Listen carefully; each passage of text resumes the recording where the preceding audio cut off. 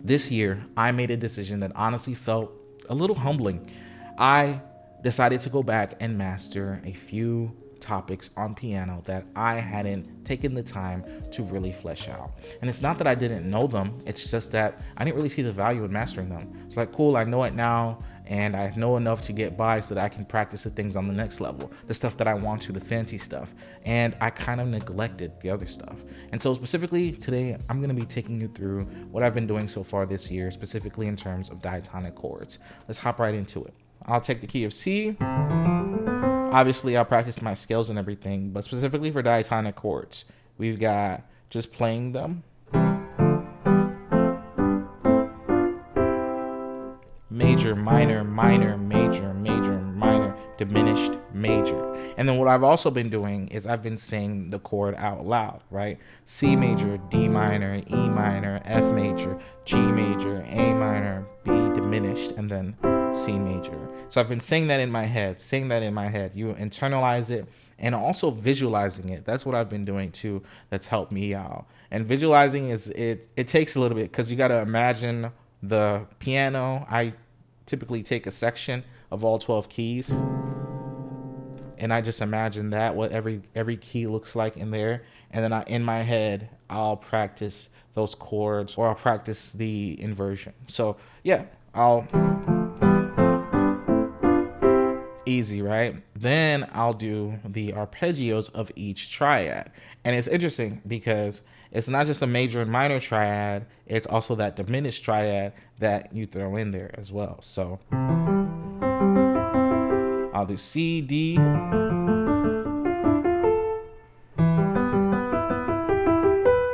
F,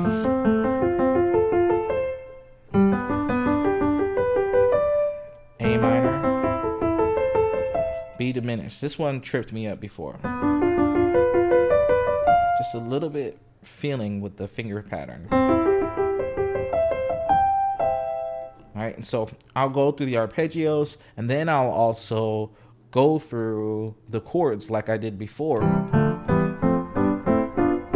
but I'll do it on different inversions. So we'll do first inversion for an example.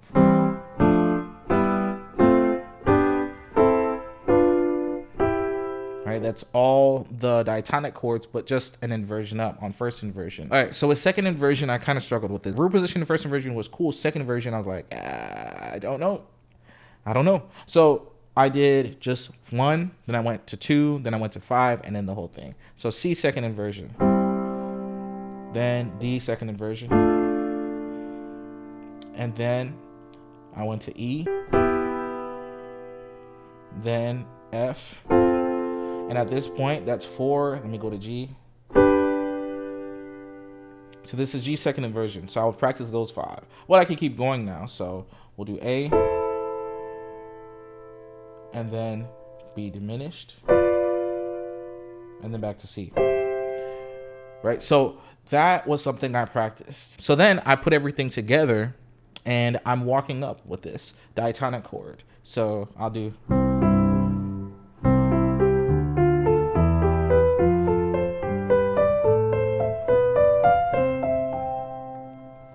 literally just arpeggiating and going up.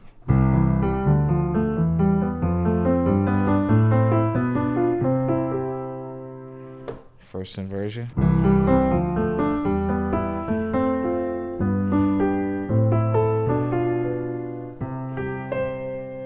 So I would just go through that, just do a walk up and a walk down. Another thing I'd already been practicing before was chord progressions with different voicing. So 1 4 5 1.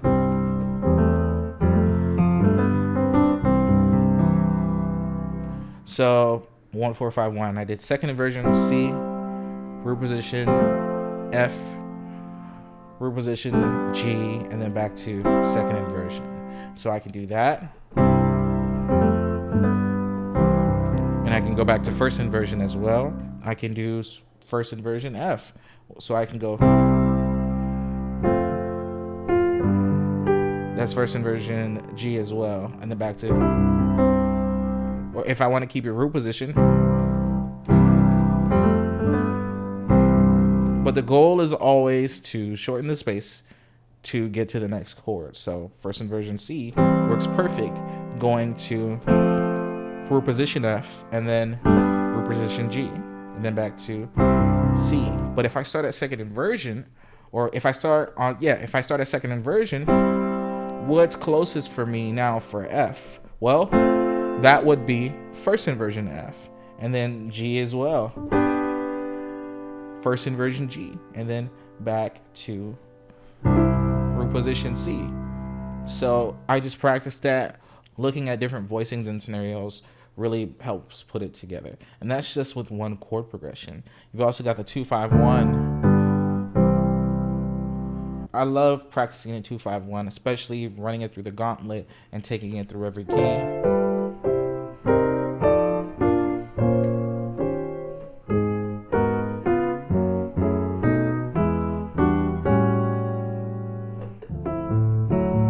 Okay, so one thing to know, especially when practicing the 2-5-1, and that I've seen is, obviously, if you're going to play something in your left hand, 1-5-1, in your right hand, you have to play an inversion. Especially if I'm extending the chord out, right? But if I'm just keeping it at triads, we're playing in the left hand the 1, the 5, and the 1, or you can just do the 1 and the 5. You got D minor, G, and then C. So you can literally mix and match as well with the 2-5-1. And so I've done it with that. And then also, what was another one? 7-3-6. So typically I'll do, right? I'll play it like that.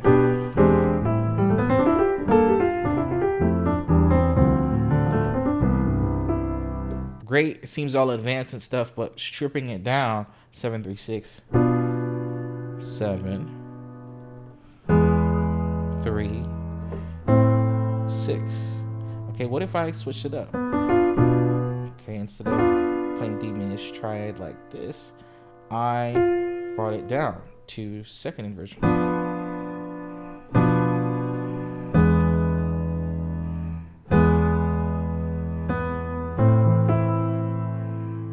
Right?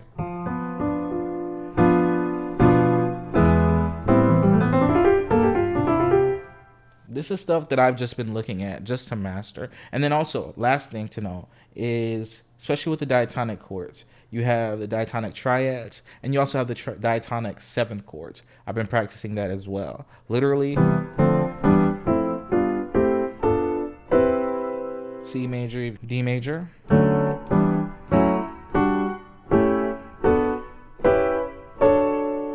right? And I can keep going. So one thing that I realized, when you take it from triads to seventh chords, there is a little bit of a difference. And I'll show you what I'm talking about, and then I'll apply it to the 7-3-6. So you've got C major 7, D minor 7, E minor 7, F major 7, G7. That's a dominant chord, G dominant 7. That's where things get different, right? Before, with the triads, it's just major, minor, minor, major, major, minor, diminish, major. Cool. Now in the seventh chord, you're getting different types of major chords. And then we'll get to the diminished chord as well, the diminished 7. So major, minor, minor, major, G7, A minor 7, B minor 7 flat 5. So now it's a whole different story versus a diminished. It's minor 7 flat 5 chord, and then back to the major chord. So you've got two different chords now, instead of just a minor and a major chord and a diminished chord. You have the regular minor 7, the regular major 7, and then it's the G7, right? The dominant 7, and then it's the minor 7 flat 5. So I want to take my 7-3-6 chord progression, right? and I want to advance it. Now we're looking at minor 7 fret 5, E, and then A minor, right? Obviously my full advanced chord is this.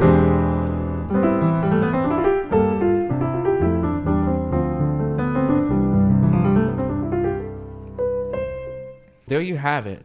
What I've been practicing this last month and a half, technically, basically, right? Diatonic chords, specifically this, has been a game changer for me. I'm just giving you guys a little bit of a practice update, but if you could take one thing from this video, it's this. Please don't push past the basics. I know it seems like the advanced stuff and beyond is just a hop, skip, and a jump away. And the basics are just the boring stuff you have to get through to get there.